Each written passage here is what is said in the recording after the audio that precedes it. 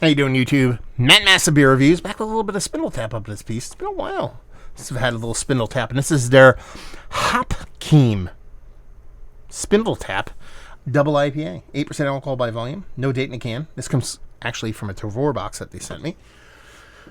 Let's dive in. So I can get down with some Spindletap. It's been a while. Hit or miss here and there. More hits than misses. But tell you what, they're doing Hopkeem.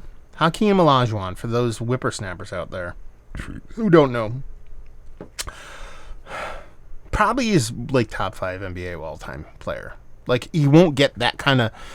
If you talk to an old school head or a purist, I'd be like, Hakeem was a monster. But if you get like a general consensus about Hakeem Olajuwon as a just overall player, let alone center, he might be the best center to ever play.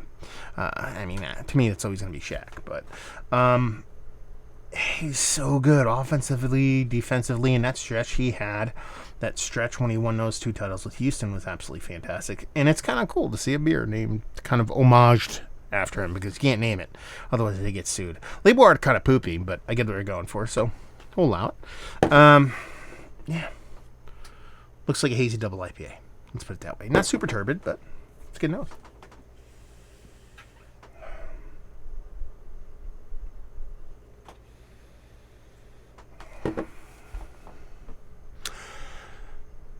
I don't know if I'm going to love or hate this beer. It smells like dirty sweat socks, gym socks, so that kind of makes sense with the whole basketball motif, but in a good way. Like funky, ranky-dankiness. But there's not a big sweetness to it. It's a grainy, ranky-danky beer. If I said, hey, I'm going to give you a grainy, ranky-danky beer, and you'd be like, what kind of beer are you giving me? You know, double IPA doesn't really come to mind. You expect a little bit of sweetness here, fruit abounding. It's more just like a garlicky, ranky, bittering kind of garlicky thing with a little bit of graininess that comes off, like I said, sweatsocky. I could believe this being delicious. You could see it being poopy, though. Let's dive in. Cheers.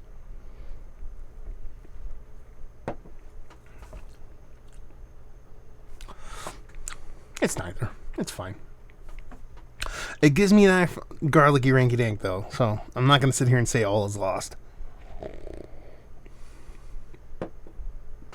Little touch of sweetness. Nice mouthfeel. Nothing too crazy. It's a little bit of citrusy, kind of lemony citrusy things kind of building in the background. And kind of capped with this slightly garlicky ranky-dank funkiness. Actually, each time I take a sip of this, I get a little bit more kind of happy.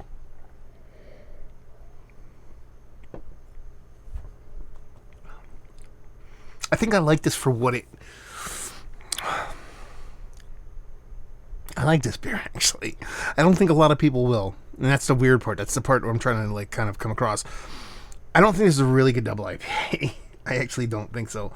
But I think there's such a kind of island of misfit toys flavors in this thing that just tickle me specifically pink.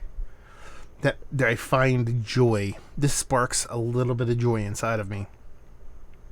Because this sweet, fruity thing, it's more like the more I get down to it, it's more like just a bubblegummy kind of like juicy fruity thing that each sip you get a little bit more and more and more. You know how you chew a piece of gum, and each subsequent chew it's less and less and less flavor. This thing's like every time you take a sip, it's just a little bit more of that juicy fruit thing kind of thing. I kind of like that. Mouthfeel is what it is. It's not getting better or worse. It's just kind of there. It's just that got that funky ranky, garlic, scalliony, oniony kind of thing that I covet, that I love so dearly. Yeah, I like this, actually.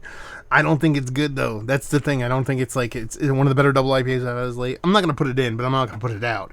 But there's specific notes in this beer that really kind of make me happy to where I'm going to drink this whole goddamn beer. Let's put it that way. This is a weird one because it's like I don't think a lot of people will dig this, but I think for me, I think there's like 9 people on watching this channel, or on Earth, or in the universe, or in Houston Rockets, who knows, that will dig this, and I just happen to be one of them. That's a weird thing to say. So I'm speaking about what you might like, but I like this, but I don't know. I'm really curious to see who else has had this, because that's going to be kind of like the tipping point on this one. Not that that's end all be all, because there's a lot of hazies I think are like just super hot garbage. People are like, that shit's fantastic. So it's not like that's like a good tent pole for, or a good measurement for what's going to be good, but I don't know what it is. Something about this got me a little bit kind of chuckling.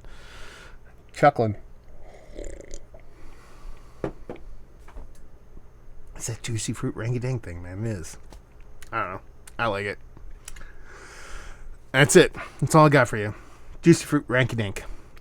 Relatively thin. Carbonic acid. It's not pissing me off too much. This is one of the better doubles. Yes, no. In between. No. Limbo. No, it's in there. Barely in there. Value and availability. No idea. Tavor. Let me know what you pay for this, either locally or Tavor. And if you like what we like this, if you really like what I like, if you like that ranky-dank, garlicky funk and juicy fruit, you'll like this. There you go. Review in the books. Hopefully you guys enjoyed it. Down there if you want to talk about it. Massive Beers if you want to check me out doing the social media stuff. Beer Massive if you want to check me out doing the whole podcasting thing. Hopefully you guys enjoyed the review. Hopefully enjoying a little Spindletap right now. Hopefully see you next time. Cheers.